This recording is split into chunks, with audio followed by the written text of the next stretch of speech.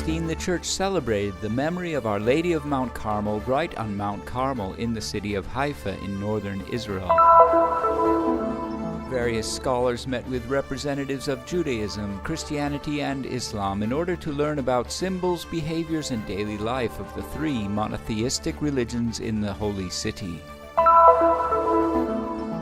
On Tuesday, July 18, the Russian Orthodox Church in Jerusalem, together with numerous civil and religious authorities, celebrated the reopening of this great Tsarist complex. The conclusion of the summer camp at the John Paul II Foundation in Bethlehem and the Italian language diploma ceremony for 21 young Palestinians. A look at the history and educational program of the Edward Said National Conservatory, together with the students and teachers of the Institute.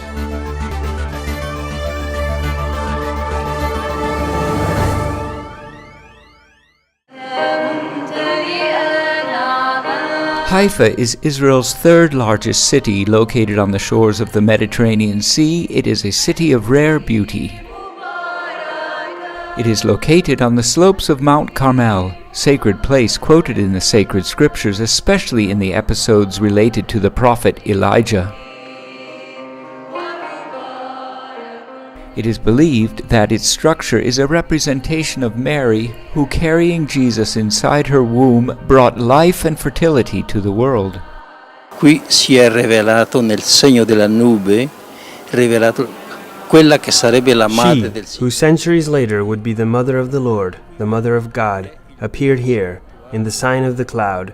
Therefore this place is truly the first sanctuary of Our Lady throughout history. Our Lady appeared 8 centuries before her birth in the time of the prophet Elijah through that cloud that rose from the sea that we have here before us. Then the rain came down to represent Jesus Christ. E la pioggia sarebbe Gesù Cristo. E nella tradizione carmelitana, in the Carmelite tradition, the Mount of Carmel, which is the mountain of choice and adherence to the will of God, is also the Mount of Our Lady. Il monte anche della Madonna.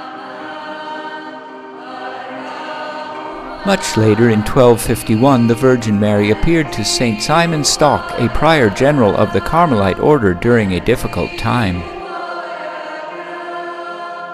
E allora lui si è messo in ginocchio davanti alla Madonna e l'ha detto: io vorrei un. And then he knelt in front of Our Lady and expressed his wish for a sign to confirm her protection over him and the order. The Virgin Mary then handed him the so-called scapular, a sign of her protection, and added, "Whoever dies wearing the scapular will not suffer eternal fire." Questo è il segno della sua protezione. E poi ha cresciuto anche altre cose, ha detto che chi muoia con questo abito non andrà al fuoco eterno. Mount Carmel is therefore the heart of the feast of Our Lady of Mount Carmel, which was celebrated with a mass by the pastor-priest of Nazareth, Father Amjad Sabara, in the Stella Maris monastery above the cave of the prophet Elijah.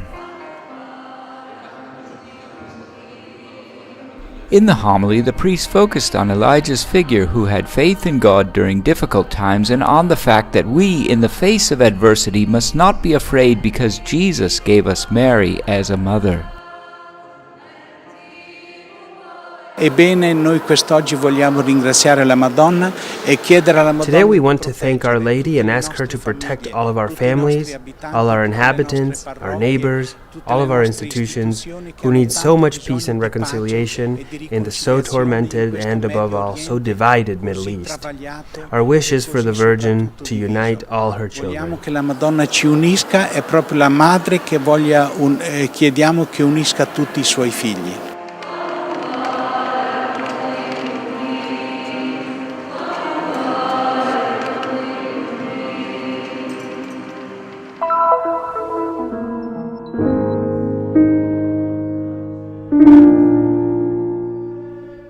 The different groups form one community. They have only one source, for God made the entire human race dwell on all the face of the earth. They also have one final purpose, God, whose providence, whose testimonies of goodness and the plan of salvation extend to all until the elect will be gathered into the holy city.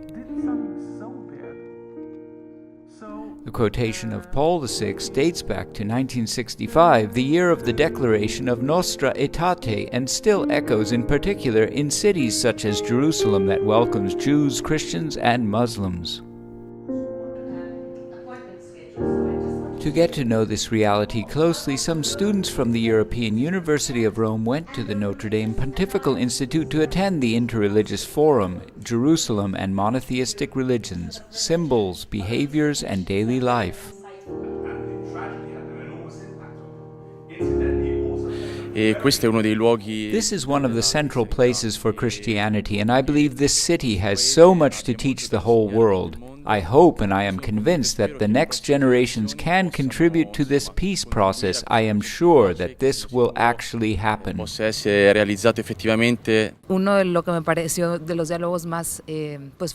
of the most fruitful experiences I have listened to is that of a person working within this religious dialogue, not theoretically or theologically, but in a practical way that encourages people to share their wisdom and to pray together. I must point out that this approach makes a big difference in people's daily life and in the peace process. Rezan juntas y eso ha marcado mucha diferencia en el proceso de paz. Father Eamon opened the forum and said that promoting the meeting is not a simple task, but that some small initiatives make the difference anyway. Rabbi David Rosen, who has been engaged in promoting interreligious dialogue since John Paul II's pontificate, highlighted the evolution of the dialogue between Christians and Jews, who today are considered big brothers by the Church. Ideally, this should be the perfect situation, because all the different traditions in the city bring their own special beauty. And therefore this should be a place of the most wonderful concert of harmonies between the different religious traditions. Hala Bukhari lives in the old city of Jerusalem. A Muslim woman, she described life with people of other religions. My family and I have no difficulty in communicating with others. Some of my teachers in my school are Christian and we are very close friends. We visit each other, we're in contact with foreign Christians. During the month of Ramadan, we receive visits from a few nuns, and I, in turn, visit them during Christmas. We also have Jewish friends, but certainly the political situation is very difficult in Jerusalem. A few days ago, Pope Francis said that we must appreciate the diversity of cultures, not to achieve uniformity, but to attain harmony in this world that fears diversity and builds walls, and that it is necessary to promote meetings. We do not have perfect harmony. Here we are not living out the Michelangelo's Pieta. However, we see harmony achieved in our everyday life, in the struggles within the family, which is not perfect, but in which we grow and improve together.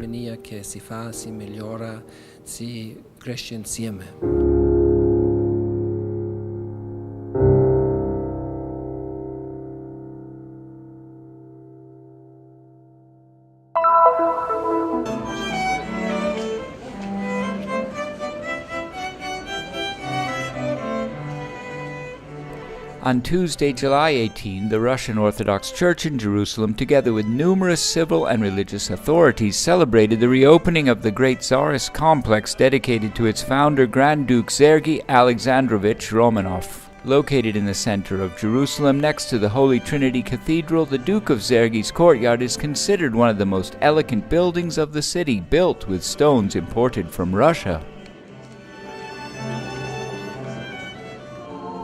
Established in the 1890s, the complex was initially used as a hostel for pilgrims as well as the center of the Imperial Orthodox Palestine Society, the oldest NGO with humanitarian goals throughout Russia.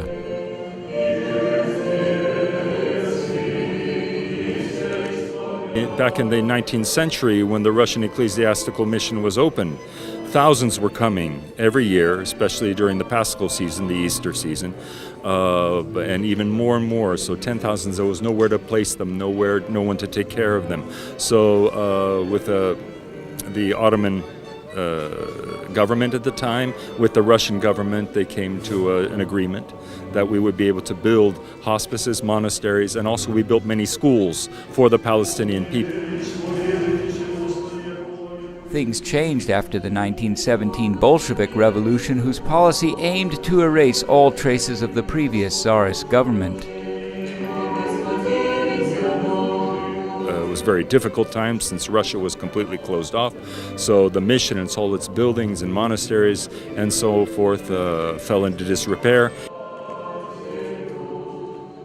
Much of the building was sold by the Soviet Union to the State of Israel, which turned it into the headquarters of the Ministry of Agriculture and Ecology until 2008, when a bilateral agreement between the two states established the return of Zergi's courtyard to its original property, the Orthodox Patriarchate of Moscow.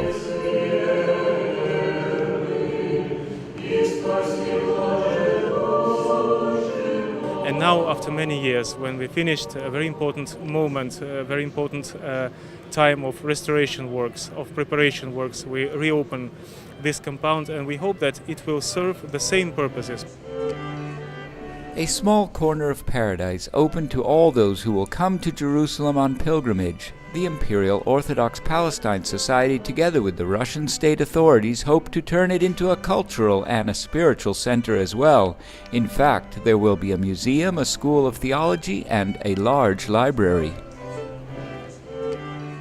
Unfortunately, this country has a reputation for being a place of war and killings. However, this is truly a nice, welcoming land. It makes no difference to me whether to be in East or West Jerusalem, in Palestine, or in Israel, because everything here is the Holy Land. I have never been treated like a stranger here. I wish for every Russian who will come here to have the sensibility to feel this way too, in this land that has gone through so much hardship, but so full of history, a land so holy.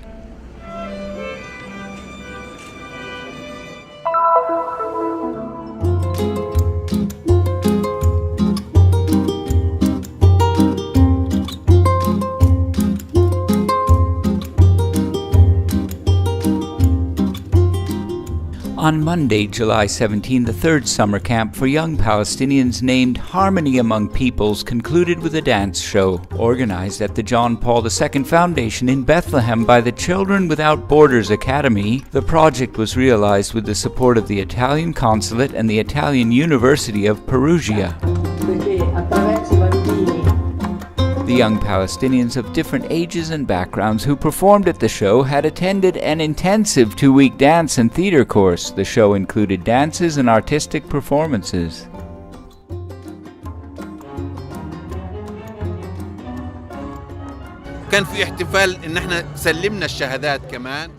This is the third edition of the Harmony Among Peoples summer camp. 16 people came from Montecatini to train our kids who were able to present a beautiful performance. These young people have great potential, but they need someone to take care of them. These young people who begin studying dance and music understand that art can give them a superior language that will allow them to communicate with everyone despite religious, political and cultural differences. This will change their life completely.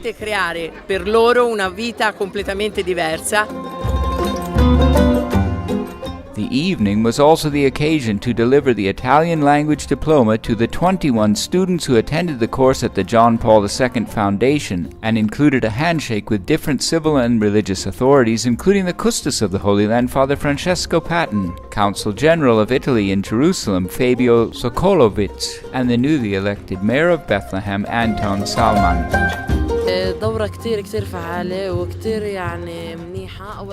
The course is very good and formative because we studied 5 days a week. All of us really benefited from it. I'm very happy to be here because we are celebrating actually the cooperation, the ongoing cooperation between Italy and Palestine.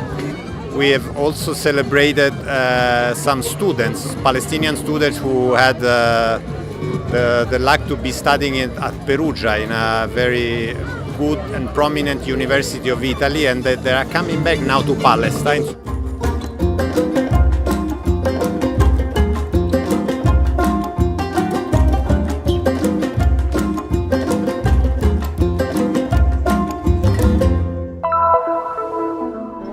Pope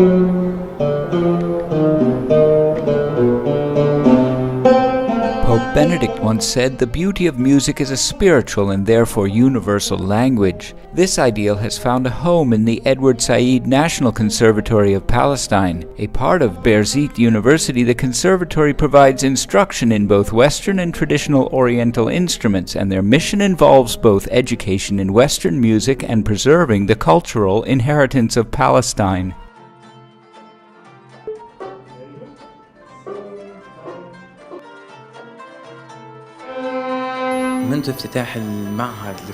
Since the conservatory opened its branch in Jerusalem about 20 years ago, we have always taught music to children over the age of 5. We have a single academic program that offers Jerusalem students the opportunity to learn music and develop their skills in reproducing a variety of musical instruments, including Oriental instruments such as oud, kanun, drum, and the flute, as well as Western instruments including cello, violin, double bass, saxophone, and clarinet.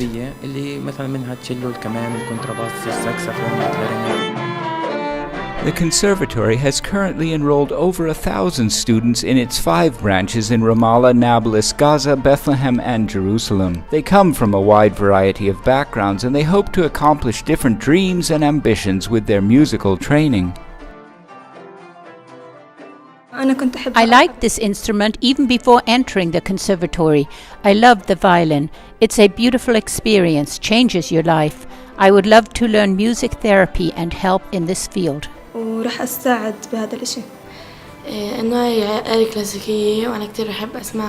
is a classical instrument which I enjoy listening to, and it's easy for me. The sound is so soft and beautiful. We have teachers who teach us oud, nal, the Eastern flute, and the mandolin. I chose the oud and started to play it, and I loved it, so I continued.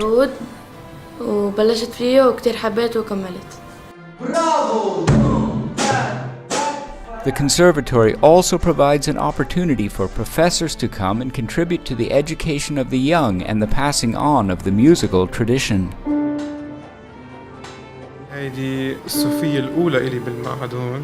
This is my first summer at the conservatory. I started last year as a substitute teacher. I never thought I was a music teacher or piano teacher, but when they asked me to come here as a substitute teacher, I was touched by the students who wanted to learn, and I was happy to teach and transfer my knowledge to the students.